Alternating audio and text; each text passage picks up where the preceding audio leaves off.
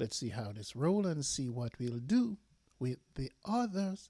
1, 2. Yes, welcome once again to the Rudeboy Sound, the Spurs Sound Off. I am the Rudeboy DJ Paul, and of course, over there, we're talking Tottenham HotSpurs football. And so I want to thank all the subscribers. Thank you for joining. When you come over, please leave a like. If you want to subscribe, that's fine. I'm not going to go on a campaign for subscribers, but I will appreciate it definitely if you can leave. And if you like what you hear, you can leave a subscription right here on the Rude Boy Sound. And I definitely will be cranking out more videos. Don't want to do videos for the sake of doing videos. That's not the intent. I just want to have my thoughts. I'm going to put my Jamaican flag up there. It's a little tattered. I don't like the way it looks, so I'm going to clean it up, and then I'll give you a full background of my Jamaican flag. I'm also a United States of America citizens, yes, citizen as well. And so there are lots of flags. If I were to put flags up there, notice I say flags, I would first have the Jamaican flag. Secondly, I would have the United States flag. And then I will have the Great Britain flag. Great Britain? Did I get that right? My sisters live in England, y'all. Especially, as a matter of fact, in London, in the greater metropolitan of London, of which I've been there before. I've been there I was there in 2018 while the stadium was being built. And so I passed through during the summer of 2018. And I love it. I love it, and I plan definitely to be back in London at some point. Hopefully, I'll be in the stadium taking in a game. I grabbed some apparels as well when I was there. My nephew, I love the boy, Richard, had a scarf and hat and pins and decals, all of that stuff waiting for me when I got there. And my sister did buy me some merch and stuff like that. So it was a great trip. Great trip. I left from there and I went over to France. Missed the World Cup celebration, the parade, because I went there, I think, 2 days after or the day before, or a day after or 2 days after, something like that. But the trip via the Eurostar to Paris was really, really great. And I enjoyed the 10 days that I spent in Europe, and I'm hoping to come back. Now, what are we on and about here? So we try to be reasonable in the way we look at the club. I'm a one subject guy. So if I'm going to, talk about any aspect of the football, then very much I'm going to stick to one topic, one subject, whether it be the manager or even the players. Then I try to address that at once. I'm trying to adjust my camera. It's not on the what you call it. It's not on the stick, not the stick. It's not on the stand. So it is actually front facing. So it's actually the camera is actually sitting on top of my laptop. And so sometimes the light overhead, getting all this beautiful face out there, I need lighting. So I have to keep changing the direction. And so I'm a little distracted. But thank you all for indulging. It's not that serious. The Spurs are doing horribly, but life isn't that serious. And so since it's Boxing Day, we get our ass handed to us again, looking clueless. 10 men facing their own goal, and so one goal was enough to stand up. And that's part of the point I make some of the times, is that We score so many goals, but yet we never score the one that matters. Because we, apart from Liverpool, we have lost 7 games to the odd goal. Imagine that. So go figure, and what it seems, it's like we are not uh, tactically sound. We are right now, you know, trying to convince my fellow Spurs fans to hang in there. Hopefully, it's going to get better. But one thing I can tell you this: I don't know how much longer I can support Ange. I really and truly don't know how much longer I can support Ange. I get it. There are injuries, and I just don't think to factor in the injuries. And I tell you why. On my previous videos, I was just talking about tactics, formation, and system as my main subject.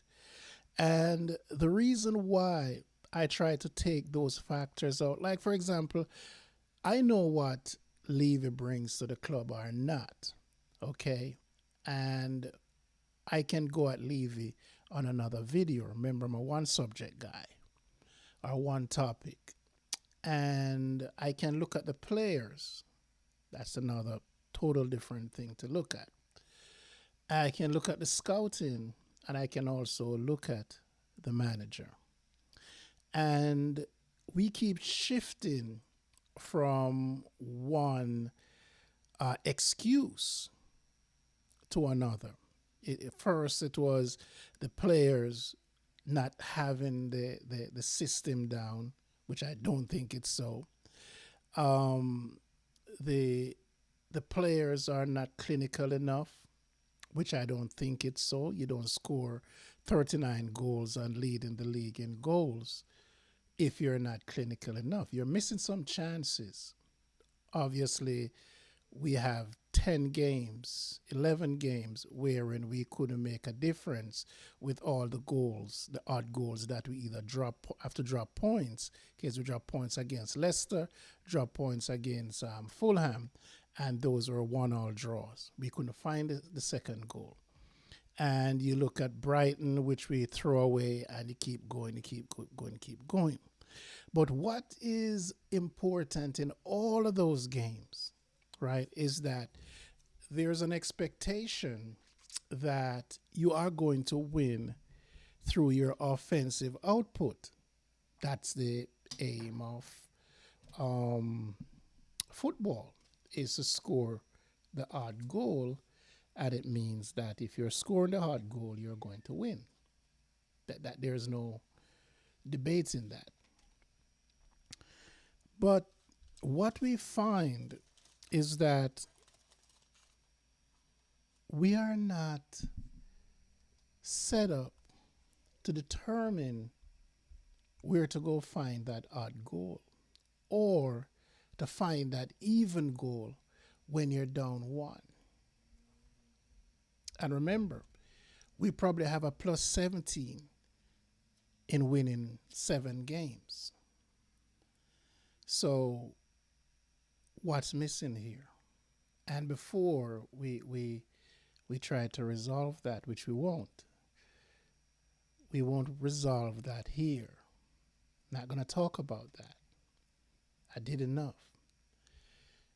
The idea that it is because of injuries is insulting to myself. It's insulting to knowledgeable fans. It is rather insulting to coaching that any manager in their struggles are going to blame something other than what the actual existence of the problem is. And if you look at it and look at what transpires when we have healthy bodies, look at the formation, look at the tactics. We're getting over to injuries, And I'm showing you that injuries is not a factor. If it if it was a factor, then certain things would have been in existence. Here's what not in existence. There is no shape or formation as to how you're going to play defense. You have not played defense consistently enough so you could see that something is wrong with the defense. You have played an all out offensive attack and just little regards for defense. And so we're at the juncture right now. We're in what's the factor? Oh, we have 10 men out. I think we have 4 starters that are out. And any team will feel that. And I'm not taking that away. I'm just saying that it is not the main reason why we lost 8 games and drawn 2. Injury is not the main factor. And so we want to take that out the equation. And how do you take that out the equation?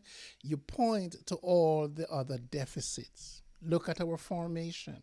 Look at how we play in the offense. 10 men are basically committed to the offense. 2 at any given point are committed to defense. So if you're doing that 2-man high press, fullbacks charged up in the offense, no cover on the wings, when you have your number 1 starters, you have healthy bodies, you're doing that and you're making the same mistakes. You have been breached time and time and time again.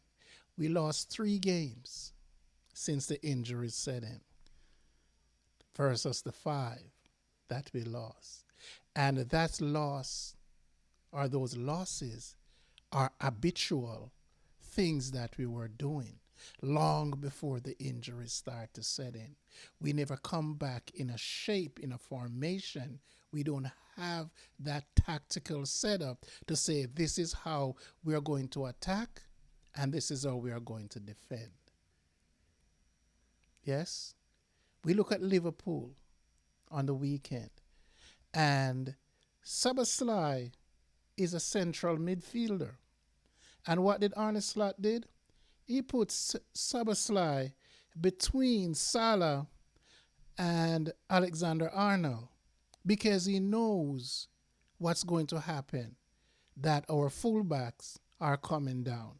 And every time they come down, we haven't gotten a chance to go at Alexander-Arnold. Haven't gotten the chance because he put Szoboszlai in there. So what you have to do? You have to bring the ball inside where we're running into Gravenbach and McAllister. That's tactics. Did Alexander-Arnold all of a sudden become a better defender? No. He didn't become a better defender because there was nothing to defend. The first thing the manager did was stop the flow down his side because he knows that if Spurs, wingers, and fullbacks go down there, he's going to have a torrid time. And the first thing he did was put Szoboszlai out wide. That's tactics. That's a man that knows exactly what he's doing. And so, what Ange is doing has nothing to do with injuries. Because if you're playing the same way when you have injuries, and you're playing a high line when you have a young kid and a slow Dragushin, then it can't be about the injuries. Here's what I said, and I'm going to repeat this because I said it in the other video. If you have a formation that is tactically set up to play defense, it does not matter who is there. You could go to the academy and bring some young players up because what you're going to do, you're going to put them in a formation. You're going to put them in a shape. And that is what you're going to bring from the practice field. It might not work because the quality and the pressure might be too much overall. And that leads me to something else. So it's not the injury, it's the shape, it's the format, it's the system that we're playing out of that is more detrimental to us than the quality and the injuries. So the injuries are really and truly excuses in my book, because you can't know, like I keep saying, you cannot know the real quality that you have if you keep taking those players out of their preferred spot. If you keep taking your fullback and said, I want you to be up in the attack, and then each time that it breaks down, he's facing his own goal, how are you going to know whether or not he's a good defender facing up? How do you know if he can read the play, whether he needs to go inside, give that up, come inside? Because you know what? Maybe my central defender is stranded. My midfielder attacking our holding midfielder is stranded. So I have to make a decision now that I'm going to either come inside and give up the ball and mark space, or I'm going to go out there to stop the cross, or I'm coming in. There is no way that you're giving the fullbacks any time to read the game. Everything is a snap because we're being counter-attacked so far. And we're so far ahead of the other team that we have no time to set up in a shape. We do this. I'm just telling you, this is not injury. That what you're seeing is a system designed by the manager and is not going to change because he thinks that offense is the best defense. And if he's not scoring, then he's not going to stop the team at the other end from scoring either. And so when you look at it and you look at where we're getting beaten, we're getting beat from in the opposition half consistently, because on every fast break we are facing our own goal. Something is wrong with that.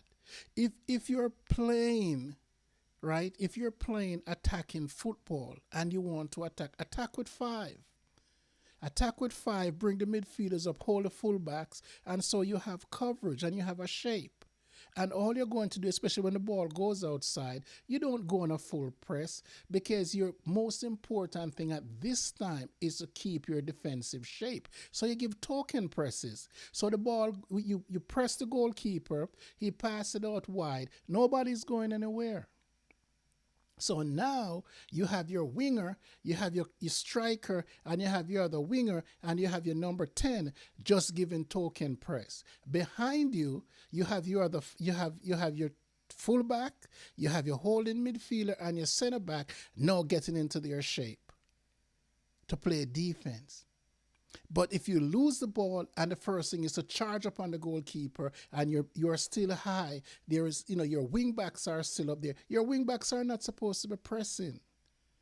Your wing back can press in the middle of the pitch when the push up when you have the ball. But you're having your fullback so high that they're higher most times than the opposing midfielders. You're asking for trouble. And so all of that are not injuries. That's a system designed by the manager that is not good enough. In an age where every team has some variation of putting the ball down and playing from the back, you can't just charge up on any team, especially good teams, and more so teams that decided that, you know what, we're going to give you the ball, and when we get it, we're going to take care of it. Yeah? And so you look at all the games that we have won, right? And I will come back if I'm wrong. Every game that we have won, we have less possession of the ball. I'm not going to fact check myself. So let me drop a caveat in there. If not, for the greater part, we have less possession, or even, or slightly, somewhere in there. For every game that we have lost, the difference is about a 10 to 15 percentage higher than the other team. Teams are in the 40s. We are playing teams and we have 68% and we're down 2. We're playing teams and we have 70% and we're down 1. Something must be wrong somewhere along the line. How many games is it going to take for Ange to figure out that something is wrong? How many times does he have to be asked the same question over and over and over before he said, look, we got to take this thing to the training ground? Every single content creator, even the ones who are pro, I'm neither pro nor anti-Ange. I'm just a football guy, and I'm trying to split it down the middle. Sky Sports, Talk Sports, ESPN, all of them are asking the same question. When are you going to back up and decide that you're going to implement some form of defense? That's not who we are, mate. We're going to keep going. We're going to keep pounding it in. So that's your answer. And for me, I'm drifting. We're getting into our next game, I think, is going to be on the weekend. And so as I'm speaking to you on Boxing Day, if I don't see some semblance of defense, the injured don't have to come back. I want to see a change in the system. I want to see something different. I want to see something tactical. I want to see some tactics going to say, this is what we're trying to do. And if you show me that you're trying to do something, then I will reconsider. I will think about it. I will watch it. But I'm 90% right now. I was there before. And what changed my mind actually was when Ange said, I'm not going to change for anyone. And so I gave him that, right? Because I'm thinking that he's going to do something different, right? And he came out and he said, don't even ask. This is who we are. This is what we're going to do. Last year, let me back up to a year. Last year, especially against Chelsea, I understand that you're trying to implement your system, and therefore I support you 110%. Don't back up, don't give in, install your thing, change your culture, do all you want to do. This year, I expect to see a little bit more pragmatism in it, because now you know what the league brings. And I was being critical of him, and he came out and said, I'm not trying to do anything, because I just thought that he was doing something that wasn't getting through. But when he came out and he said, look, I ain't changing, I like, okay, let me see what the man got. And he hasn't showed me anything since he told me that he's not changing. And I'm saying, one more game. And this channel, I've never gone 100%, but this channel will be having a little thing up the top, Ange out. You will see that every single video that I do until this man either change, we really start winning consistently, and then I will rethink. Because here's the deal. All the mistakes we are making, all the chances we are giving up in games that we have won, I'm becoming like a broken record now with this. It's the same thing over and over and over and over again. And then when teams take their chances, we end up losing. And so I'm at the point wherein I'm beginning to have a logo that up there that is going to give me the Ange out. And I'm going to be Ange out long before I'm going to even say anything about Levy. But since we're dealing with just injuries, I'm going to tell you right here, right now. Injuries is not the problem. The problem is the manager. Period. And with that, I'm out of here for another edition of the Spurs Sound Off. See ya.